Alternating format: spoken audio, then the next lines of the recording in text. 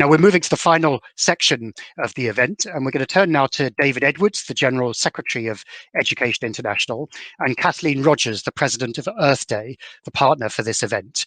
They're going to discuss a manifesto being launched today, which expresses the demands of teachers and educators from around the world. The Education International Quality Climate Change Education for All Manifesto was developed through consultation with education unions around the world, and it's the voice of educators. David, you're joining us first. Hello there. Hello, Andrew. Hi. So tell us, why did Education International develop this manifesto? Well, Andrew, as many of you were involved in last year before the COVID pandemic, we remember when our students decided they needed to take to the streets in order to get government's attention around climate change. And we as a teaching profession joined them. We are the ones who were teaching them.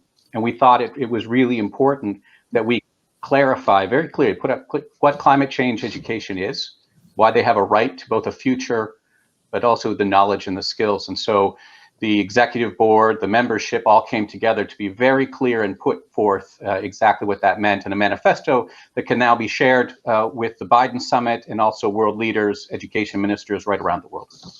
And what are the key messages of the manifesto, David?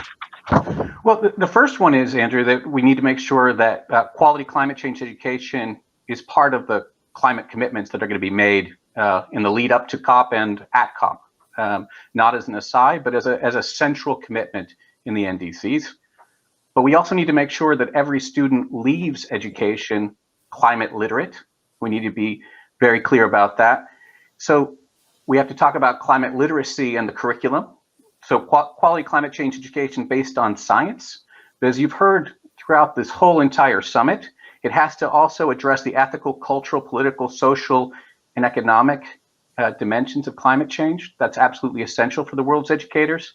The teachers are trained and supported. You heard talk about why we need in terms of professional development, teacher education, and support. And that schools themselves and learning environments are transformed to support quality climate change education in all aspects.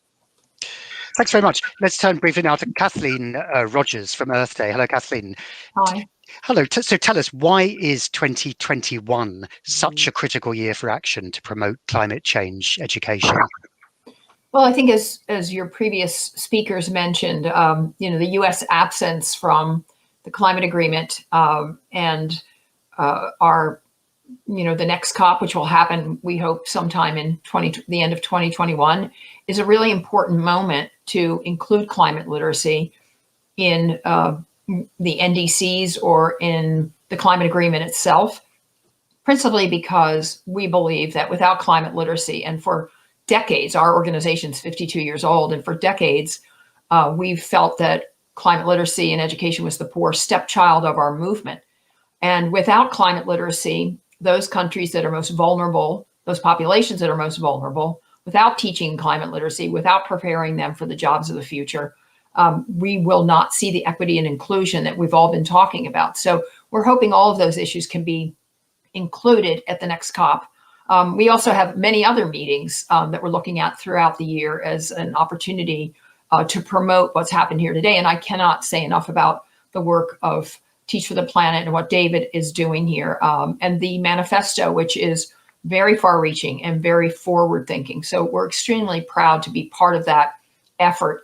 I think the other important part of this is, in addition to the COP and the global meetings, we have to focus on funding. We have to make sure that those countries that depend on outside resources, to whatever extent they do, also don't see their normal education funding in any way diminished, but instead adding additional funding so that teachers' curricula changes can be made, so it can be fully integrated across all the platforms that our incredible teachers deal with every single day of their lives. So we're looking at funding the convention, the Conference of the Parties, and other mechanisms for promoting what David has set down an amazing road today.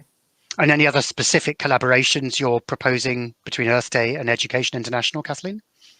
Well, certainly we have a formidable network of organizations. We have at least 150,000, 250,000 organizations, 25,000 mayors, principals, school administrators, and teachers. So because of the great work of Education International, we are prepared to put our entire network behind what has been proposed today in support of the manifesto and the goals. So we're very excited to be working with them and intend to put a huge amount of resources into this. We also think we can show up at the Conference of the Parties, as we just heard from all those amazing videos, with at least a growing mass of countries, hopefully a critical mass of countries that will support this, so we can get formal action at the COP.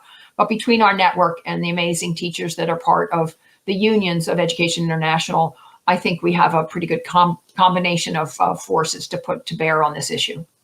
So Kathleen and David, thanks very much for joining us in this effort to transform education to support a just transition to a more sustainable world.